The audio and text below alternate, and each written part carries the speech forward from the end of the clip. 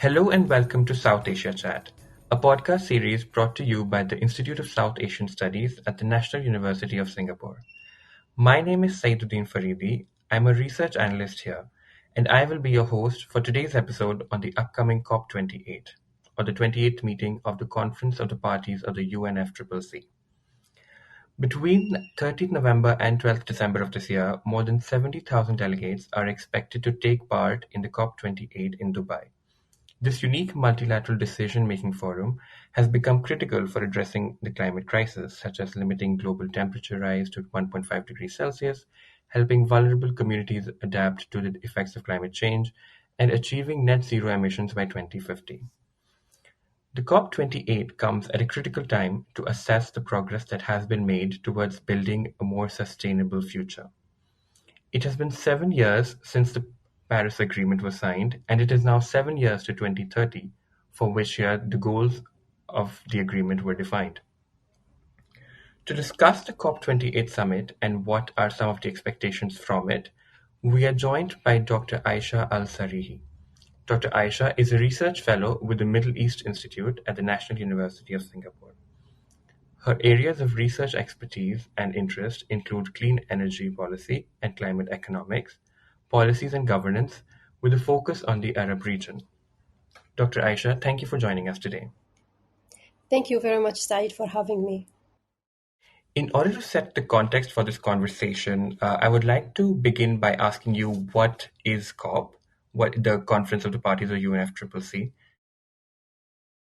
Right, so what is COP? As you rightly pointed in the introduction, it is a multilateral decision forum. So COP refers to the Conference of the Parties to the United Nations Framework Convention on Climate Change, or shortly called the UNFCCC. The UNFCCC was established in 1992, and it was the first climate treaty that has been adopted to address the issue of the climate change. The first COP, COP1, took place in Berlin in 1995, and COP serves as the supreme decision-making body of the convention. So the COP meets every year unless the parties decide otherwise, and a key task for the COP is to review progress and assess where the countries and other stakeholders stand on their climate action in terms of cutting greenhouse gas emissions, adaptation, and climate finance. In other words, COP meeting assess where the parties stand against the objectives of the UNFCCC Convention. So COP presidency rotates among the 5 recognized UN regions. These are Africa, Asia, Latin America and the Caribbean, Central and Eastern Europe, and Western Europe, and others. So this year COP presidency is going to take place under the UAE, and it marks the 28th meeting of the COP. So the number is just an indication of the numbers of meetings. And of course, as we all know, it will be hosted in Dubai later this month. Over the years, some of the COPs were successful in, ratcheting up climate ambitions, and some were simply failure COPs. Among the 27 COPs that have been held so far, as a follower for the COP meetings, I can at least remember 4 COPs that I can call or consider successful COPs. And these are the third COP, which adopted the Kyoto Protocol for the period between 1997 and 2020, and that was the first climate treaty to set goals for reducing greenhouse gas emissions, but that also treaty has focused only on the few developed countries to cut greenhouse gas emissions, and it was a top-down treaty in its nature. So it didn't work well in reducing greenhouse gas emission. This is why at COP21, where the Paris Agreement in 2015 was adopted, was another COP that I consider also a successful COP because it initiated the process of a bottom-up climate action in reducing greenhouse gas emissions. And the Paris Agreement differs from the Kyoto Protocol in the way it involves both the developed and developing countries in reducing greenhouse gas emissions. Now, the treaty is not enough. We also needed a rule book that guides the countries in implementing their climate action. And also another COP that we can remember is COP26 in 2021, held in Glasgow. During that COP, the Paris Rule Book was finalized. So that also another COP to remember. And the last and not least is COP27, which was hosted in Sharm el-Sheikh last year in Egypt, which for the first time also established the loss and damage fund. So even though I said these are successful COP, in fact, these are not fully successful because they also failed in other aspects of negotiation. And this is why we still need more COPs. And this is why we are hosting COP28 this year in Dubai. Thank you for this comprehensive overview of the COP. And I want to spend the next couple of questions on looking at the importance of this year's COP28. And an important element of COP28 is the global stocktake, a course correction mechanism which measures the progress made with respect to the Paris Agreement of 2015. And we've had some initial reports which have emerged. What is your assessment of the progress, and what kind of response might emerge from the discussions at COP28? Indeed, global stocktake will be central to the formal negotiation agenda at this year's COP. As I mentioned, this is COP28. And as you mentioned, yes, there have been several scientific reports that was published this year ahead of COP28 to assess the collective progress from scientific point of view on where we stand today on keeping global warming of 1.5 within reach. And among these reports is the Production Gap Report, Face Down or Face Up, the UNFCCC Secretariat report on the technical dialogue of the first global stocktake, and the IPCC 6 assessment report. All of these reports, in terms of where we stand today, indicate that we are off track on keeping 1.5 degrees Celsius warming within reach.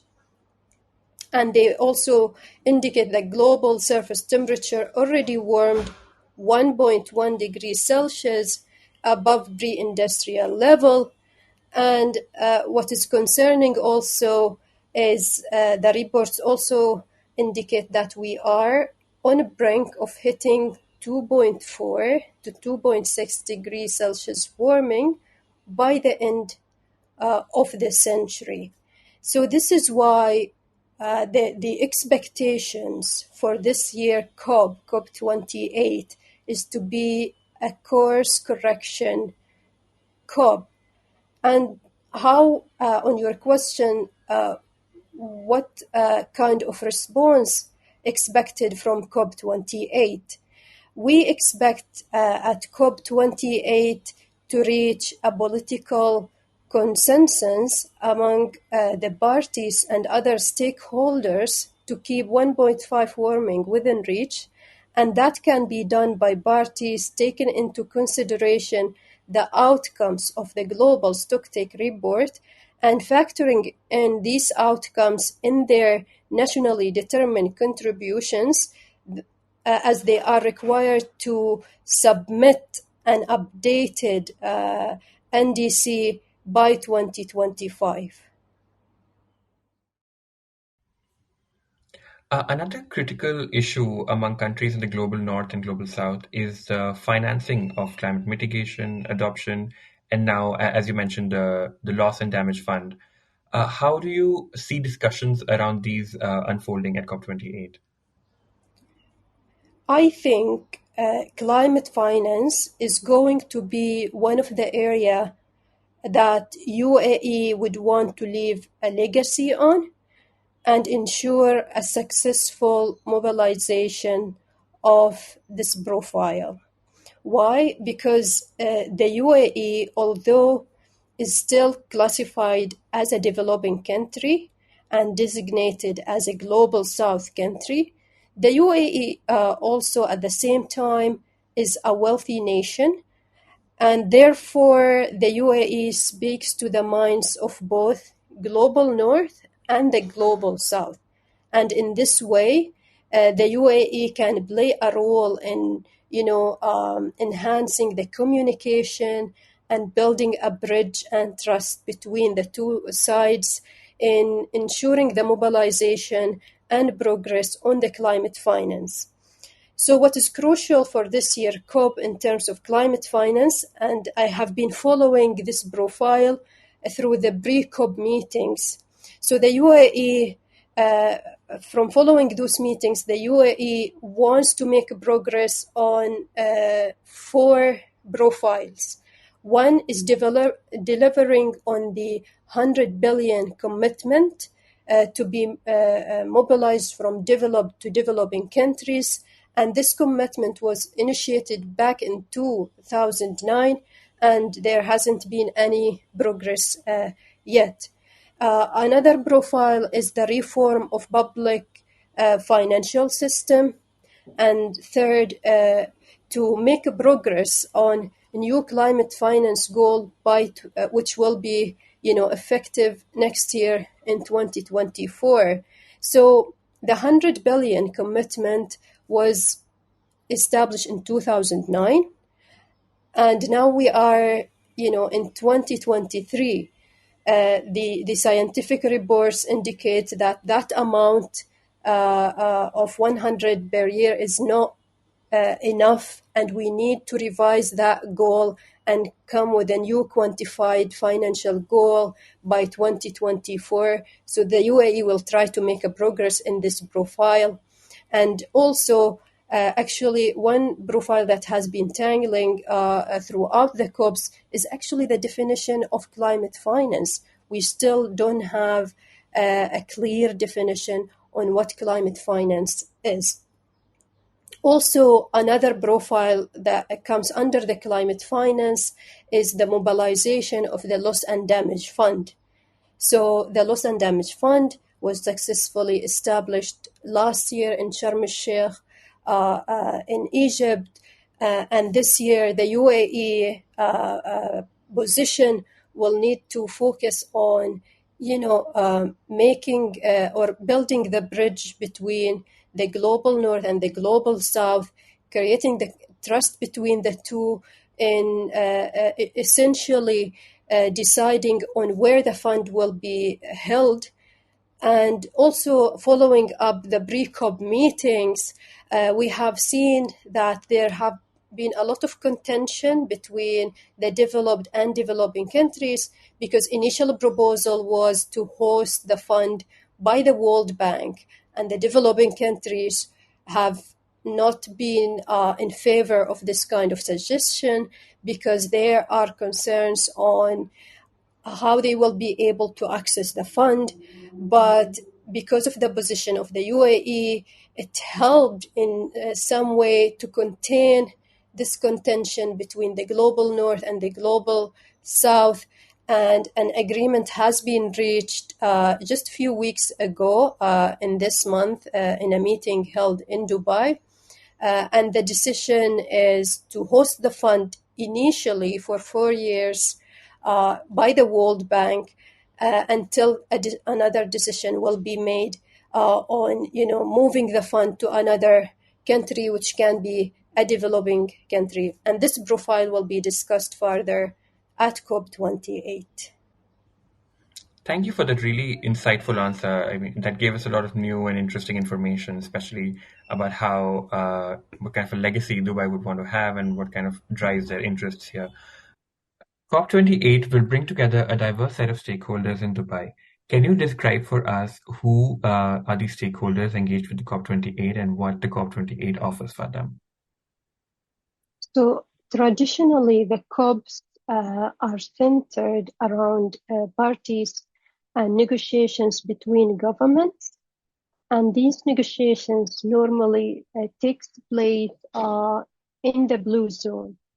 The blue zone is a UNFCCC managed site, and it's only opened for accredited party and observer delegates. And this kind of a procedure usually restricts the inclusion of other stakeholders such as the youth, the private, the indigenous groups, and the NGOs as well. So the COP28 in Dubai would like to make a progress in this front, although previous COPs tried to include these groups in the COP, but for the first time, COP28 in Dubai is opening the green zone, which is a free of charge and open to everyone, offering a platform to non-accredited delegates, including youth groups, civil society, NGOs, the private sector, and indigenous groups. And this is, from my point of view, is an important step because these groups are the ones who are, the most affected by the climate change, as well as, in some cases, the implications of climate response measures. But at the same time, these groups are also the ones who can make a more of a progress and speedy climate action compared to just wait for the outcomes of the formal governmental negotiations, which might be, sometimes a success and sometimes, as previous COPs have shown, it can be a failure.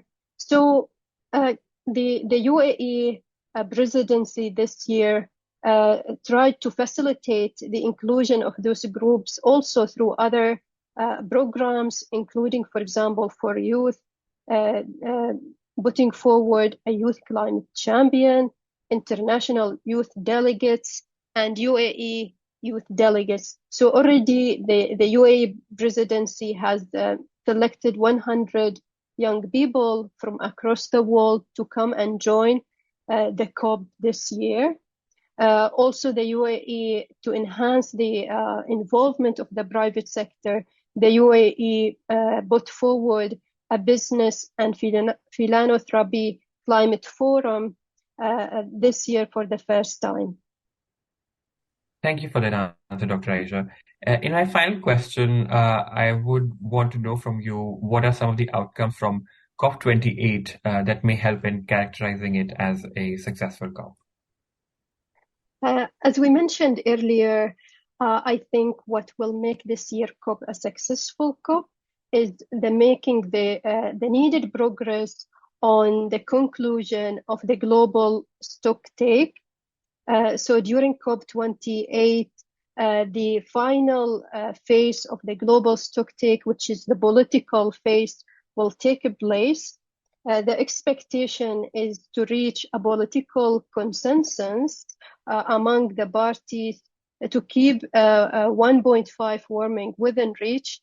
And we expect for that to happen, we expect the parties to take into consideration the outcomes of the global stocktake report even before coming to the COP.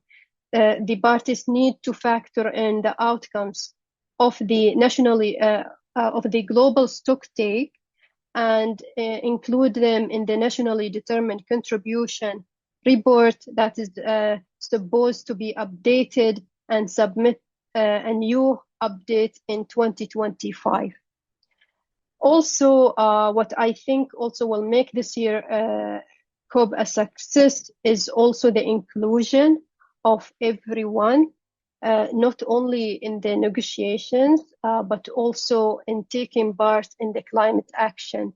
I think it's really important to give the platform for the youth groups, the civil society, the NGOs, the private sector, and the indigenous groups, because in one way, these groups, can implement, climate action on a day-to-day basis. And I think also beyond the COP forum, I think also what is so important is to include these voices of the private, the youth, the indigenous, to include them on our day-to-day decision-making process as we leave the COP venue, and to have them contribute to the decision-making, but also to creating the right incentives for them to take action on the climate. Dr. Aisha, thank you for joining us today and for your really insightful answers on this critical subject. Thank you very much, Saeed, for having me.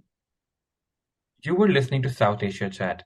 You can find out more about our work on our website at isas.nus.edu.sg. You can also find updates on our publications on social media. We are available on Twitter, LinkedIn, Facebook, and Instagram.